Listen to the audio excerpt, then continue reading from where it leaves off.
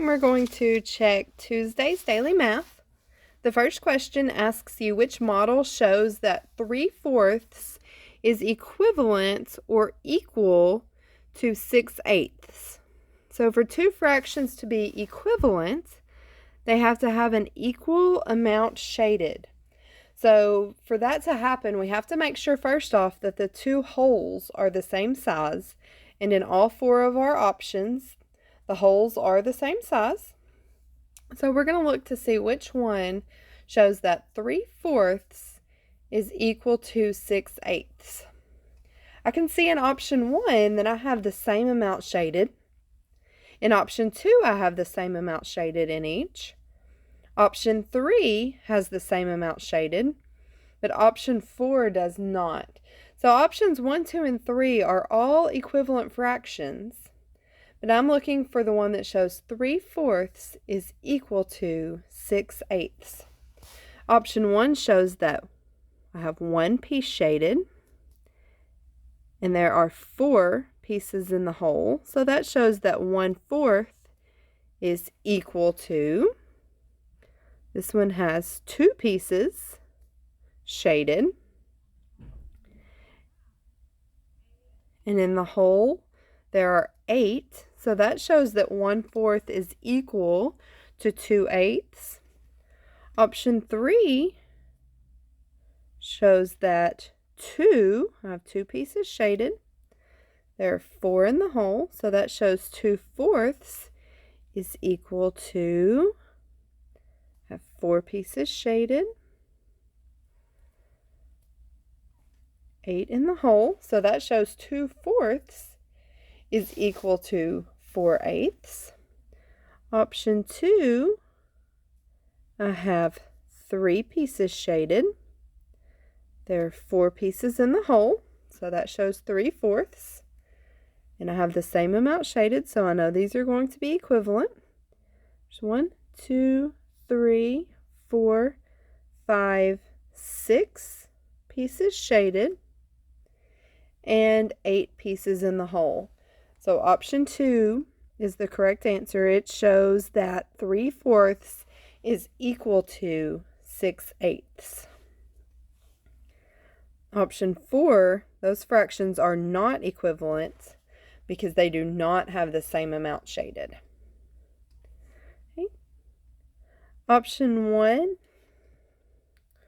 so it asks us which model correctly represents the problem.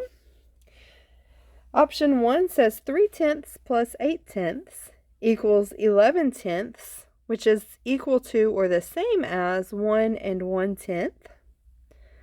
So let's start with that and see if that is correct and correctly modeled. So I can see that I have the same denominator, so I'm ready to add. 3/10 plus 8/10. 3 plus 8 equals 11. There's still 10 pieces in the whole, so far that's correct. Now I need to see if 11/10 is equal to 1 and 1/10. So if I break 11/10 up into the whole and the extra parts, let's see what that would equal. It would take 10/10 to make one whole, and in 11/10 I have one more piece. So 10/10 is the same as 1, and I have 1/10 left, so 1 and 1/10 would be correct. Now let's see if our model correctly shows that. There's 1, 2, 3, 4, 5, 6, 7, 8, 9, 10 pieces in the whole. I have one whole shaded, so 10/10 plus one more 10th would make 11/10 or 1 and 1/10. So option 1 is correct.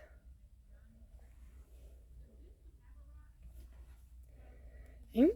Number 3, we're solving 2-digit by 2-digit multiplication. I'm going to draw an area model. I'm going to solve 33 times 76 first. So my shorter side is going to be 33. I'll break that up into expanded form, so 30 and 3. 76 will be my longer side. I'll break that up into 70 and 6. If I multiply the length times width to find the area of my largest piece here, I'll do 70 times 30. 7 times 3 is 21. And I have 2 zeros, so 2,100. To find the area of this section, I'm going to multiply the length, which is 6, times the width, which is 30. I know that if this is 30, that this opposite side has to be 30 also. So 6 times 3 is 18, and I have 1 zero. To find the area of this next section, I'm going to multiply the length. If the top is 70, the bottom has to have a length of 70 also. So we'll do 70 times the width, which is 3. 7 times 3 is 21, and this time I have 1 zero. And then the area of this last section, if the length of the top is 6, then the length at the bottom has to be 6 as well.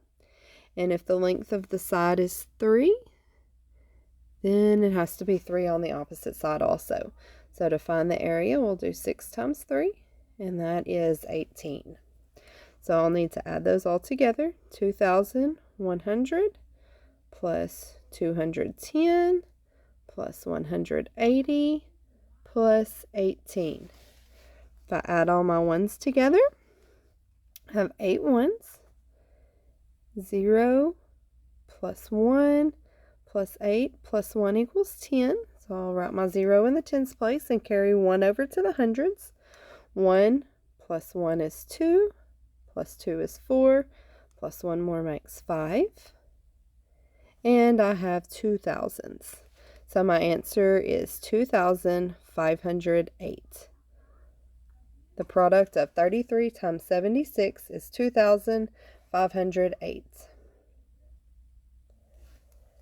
Next, we're going to multiply 91 times 54. So we'll make another area model. I'm going to make my long side 91 by breaking that into 90 and 1. And my short side will have a length of, or a width of 54. I'll break that apart into 50 and 4. So to find the area here, I'm doing length times width, 90 times 50. 9 times 5 is 45. I have 2 zeros.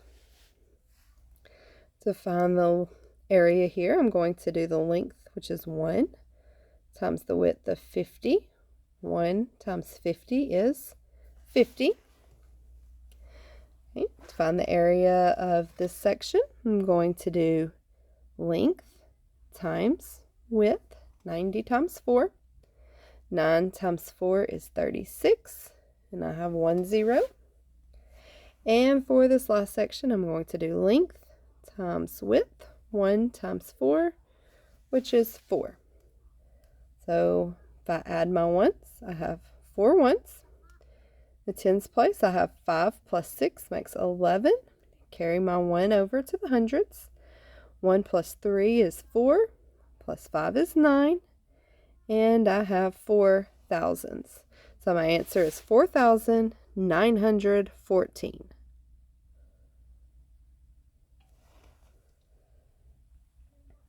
Number 5 asks us to use the associative property to solve. The associative property says that when I multiply, it doesn't matter what numbers I group together, I'm going to get the same answer. So we're going to look at just the first line right now. That's like step 1. So 3 times 2 times 5 is equal to, or the same as, 3 times what times 5? I can see that I have a 3 and a 3, so those parts are equal.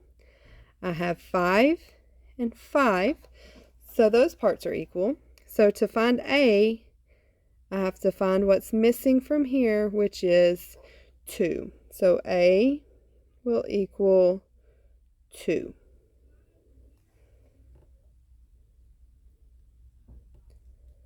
Okay, So now I'm going to go to step 2. Step 2 is just the next thing that I do to solve. The parentheses tell me that I need to multiply these two numbers together first. So if I do 2 times 5,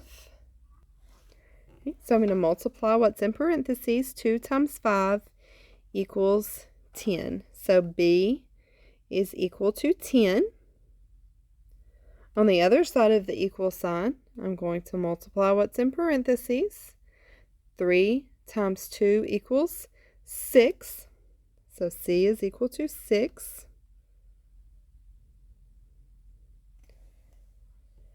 Now I'm going on to step 3. I'm going to solve the left side of my equal sign. I have 3 times 10, which is 30. On the right side of the equal sign, I have 6 times 5, which also equals 30. So D is equal to 30. We just proved that the associative property is true, that it does not matter what I group together to multiply first, that I will still get the same answer. And number 5 says to select the diagram and answer that matches this problem. The garden has 3 times as many cabbages as carrots. If there are 36 carrots, if there are 36 cabbages, how many carrots are there? Let me read that again without getting tongue-tied this time. The garden has 3 times as many cabbages as carrots. If there are 36 cabbages, how many carrots are there? So if there's 3 times as many cabbages as carrots, then we know that there's going to be more cabbages than there are carrots.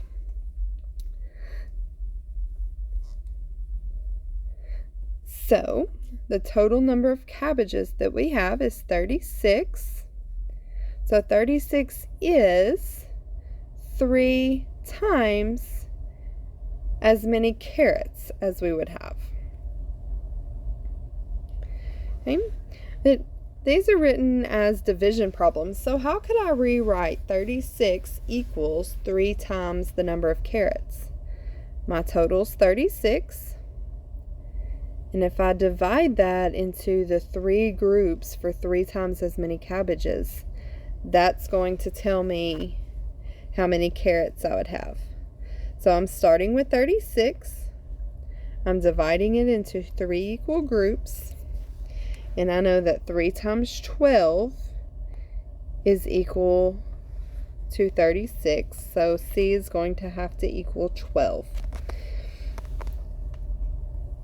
Option 1 starts with 48 and divides by 4. Hi, I'm sorry. Oh, you're fine. I was wondering, does Katie have anything going on at 8 on Thursday? Because No. we won't be here. No. Is it okay 8 if we o'clock's make good. that up then? Yeah, Okay. that's perfect. Awesome. Thank you. No problem. All right, sorry for the interruption. Okay, so we know that this is wrong because 48 and 4 are not any part of our problem. But if I go on to option 2, we start with the 36, which is 3 times as many, so we're dividing by 3, and that equals 12. So option 2 is the correct answer. There are 12 carrots.